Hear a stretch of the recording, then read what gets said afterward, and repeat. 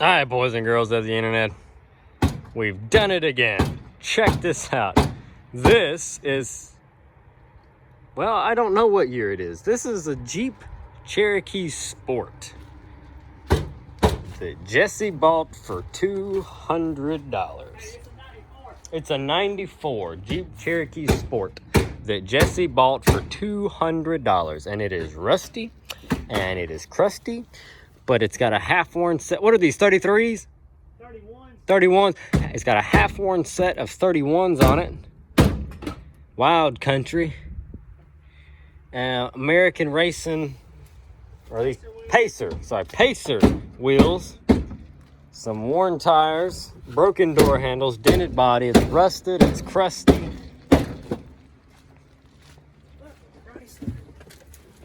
But it's got a 6-inch rough country lift kit on it.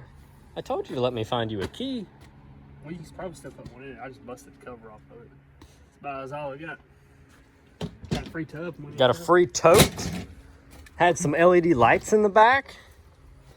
Once again, lift kit, adjustable trailing arm. It's a rough country lift. It's got rust in it. And it's a Hold on. Gets better. Check out my floorboard.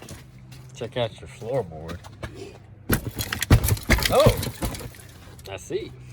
But it's a 5-speed manual with manual windows and door locks. And the hatch is falling off. Oh, because it's broken. That's why it's falling off. Probably just rip that damn thing off. We'll get there eventually. We'll get there. But it was $200. Oh, check out the roof. Check out the roof. Y'all remember the Incredibles movie? The first Incredible, when he slips on the skateboard and he grabs it and he bends the whole roof? That's what that looks like. But anyway, this thing is supposed to run. So that's what we're going to try. Jesse's beating the ignition out of it. And of course, it's the good old inline 6. Really doesn't look that bad underneath here.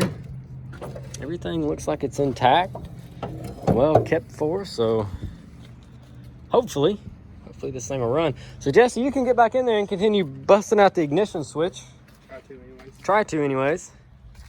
And I just wanted to give you guys a little preview. The tie rod in the front got bent, so we're probably not gonna like fix it the correct way.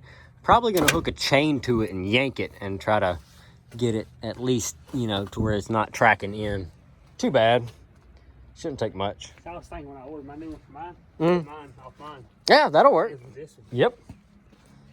But if we can just get this one bent straight enough to drive it today, around the yard and up the hills and down the dales, $223,000. We got a brake, so we can't drive it. Why not? Fuck it. That's right. Excuse my language. Tell me we ain't gonna drive it. Sorry about that. Oh wow, the steering column, well, it used to be tight. All right, well, I'm gonna let you get to breaking your...